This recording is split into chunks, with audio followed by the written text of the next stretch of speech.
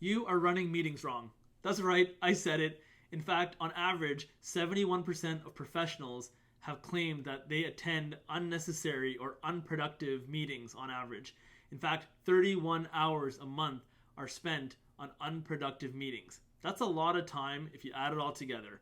Now, our company has scaled from 0 to 7 figures in 5 years, and today I want to share how meetings being run optimized in an effective manner has helped us to scale and has been the make or break for us, and it's probably the make or break for your business as well.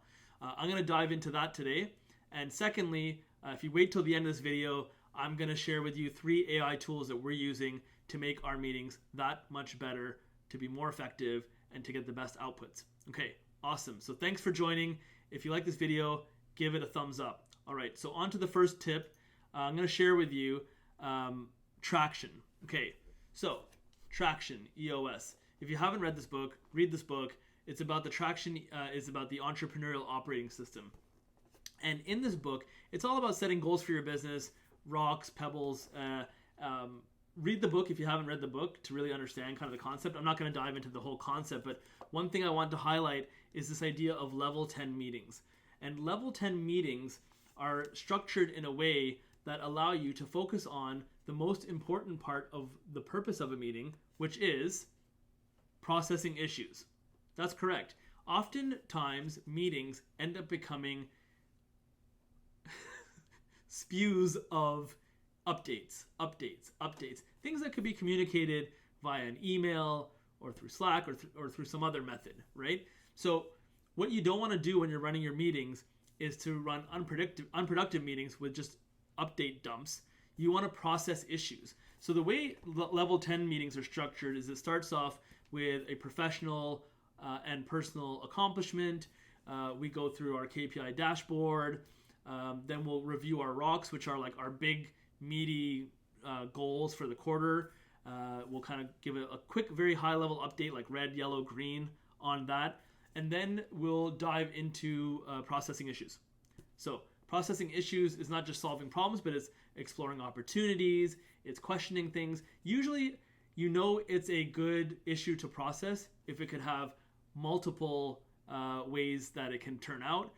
If the answer isn't very clear, if it requires debate, healthy debate, that's how you're going to move the needle on meetings, right?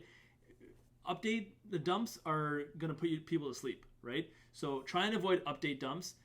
Focus on level 10 meetings. If you haven't read the book, read the book.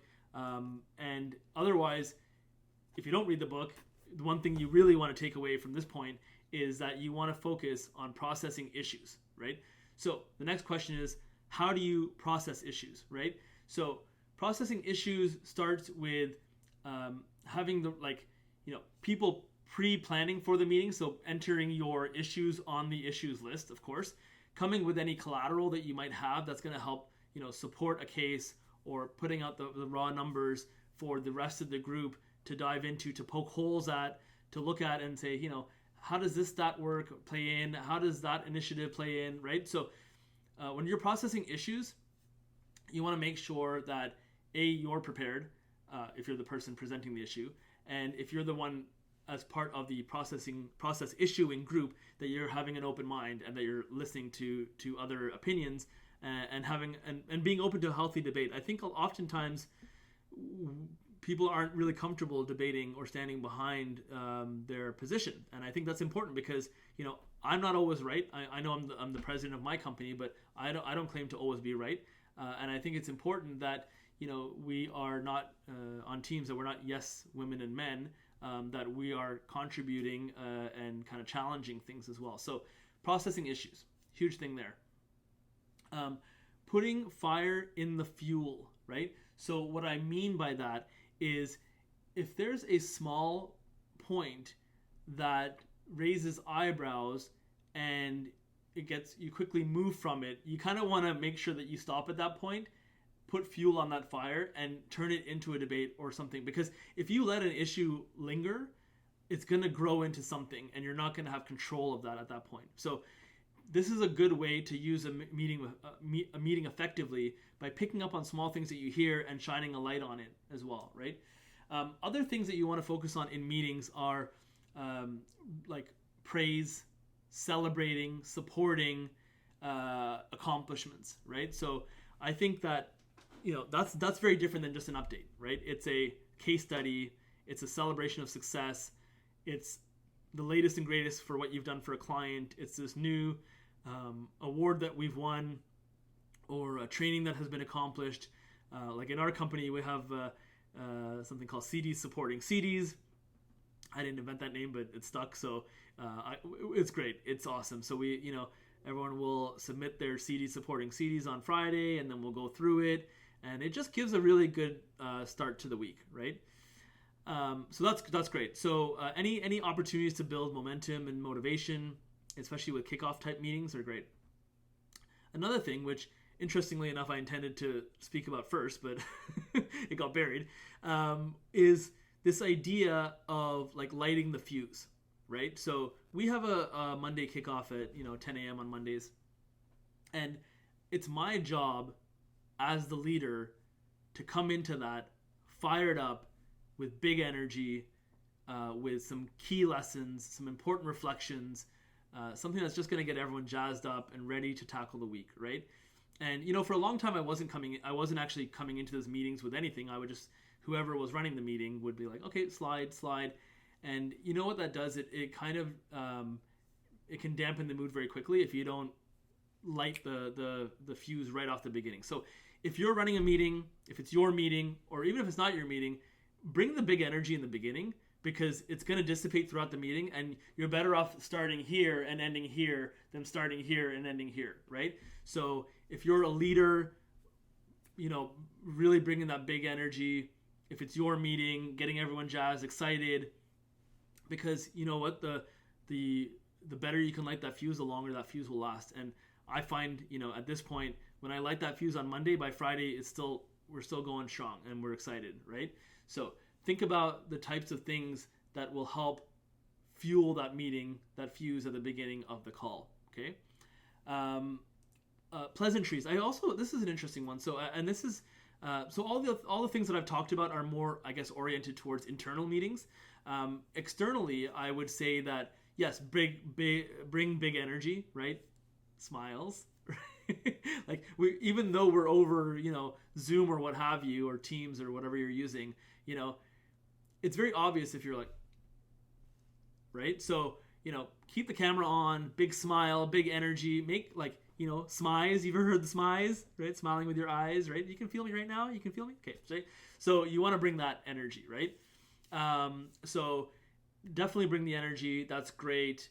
And you want to also, I think especially with external calls, you want to make sure that you address anything that comes up that wasn't part of your regularly scheduled agenda, right? So, you might have an agenda that you're going through with a client or a prospect, for example, and they mention something, listen, right? Like listening is a big thing for external meetings and internal meetings, but in external meetings, especially with clients, because you might go on that call with an agenda, they might bring something else up that you might not be prepared for, and you're kind of blindsided, right? So in order to run effective meetings with externally, be ready to process issues, just like you would with an internal meeting, right? Awesome. Okay, so I wanted to share with you the 3 AI tools that we're using right now for our meetings, at least myself for sure. So one is a tool called Fellow, and shout out to Ottawa, right? So Fellow is a tool, a SaaS tool that essentially integrates with your calendar, if you're using Google or Microsoft Calendar, and your Zoom account. And why it's great is because it provides an area where you can collaborate with other people on the meeting agenda, taking notes, kind of like it's like a one-stop shop place for all the meeting notes, the agenda, everything that's going on in there, right? So it's really powerful because it's structured. It integrates very well with the rest of our tech stack and perhaps your tech stack. And they're always adding new things. There's like new AI features there. It's really good. And they have a library of these templates, which are really good. Like they're really solid templates for like one-on-ones, for team meetings, for kickoffs, for client campaign kickoffs. And the one, of course, I love that they have in there is the level 10 meeting, right? So I applied that to our management meeting or whatever meetings that we're running. And then, of course, I tweaked it a little bit to make it good for us. But definitely check it out. I'll leave a link below for Fellow. Check it out. It's an awesome tool. You should definitely use it. It's really good. Second tool is an AI tool that I've been using more recently called humantic.ai. It's human, TIC.ai.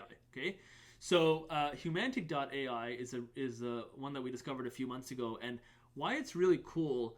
This is cool, especially if you're like in the HR space or in any kind of like executive coaching or leadership or just in general. You can actually take someone's LinkedIn, like the URL from their LinkedIn profile, paste it into humantic.ai, and it'll run like an analysis on their LinkedIn profile. And the output of that will essentially create like a DISC profile or like a Myers-Briggs. If you're familiar with any of those like personality test assessments, then you would definitely want to check out Humantic AI.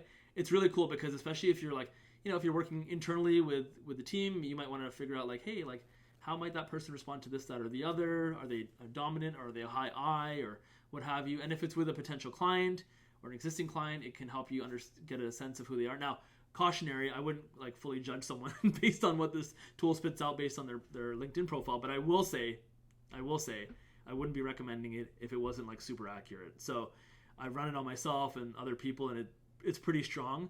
So, and what's really cool is it integrates with CRM, so it can like feed in that profile into your HubSpot or what have you.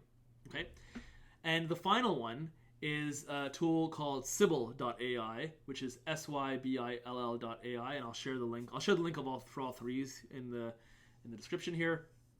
But Sybil.ai is really cool. So you're probably familiar with those like note takers for video calls with like Zoom and Teams and what have you. This is like that, but what differentiates this is that it uses facial recognition technology to be able to like understand when one of the participants is like smiling, nodding, and it can know, like, for example, if you're talking to me and I'm smiling at a certain point, it'll like document that and it'll tell you what you said at a certain point to like trigger that response from me. And the summaries are like the best that I've seen, I would say. So I will leave a link there. There might be some affiliate links there, so if you click it, I get a couple bucks, but whatever. It's I think it's good. These are great tools. And I hope you try them out because they're really cool, and they've definitely helped us to level up our meetings. So, in summary, level 10 meetings, right? That's great. Processing issues, you want to make sure you're doing that, otherwise you're wasting everyone's time. Like putting fuel on the fire is important as well. Catching those moments that might be missed otherwise, especially on Zoom when people might be distracted, right? Lighting the fuse at the beginning of the meeting, right? Coming with that big energy at the beginning so that things are really pushing forward with a lot of energy and momentum, because that energy and momentum can die out very quickly. And then externally, big energy, smiles, pleasantries, and of course those three tools, Humantic, Fellow, and Sybil.ai. Thank you so much for watching. I hope you are now prepared to run amazing meetings that are going to take your business to the next level. Have a great day.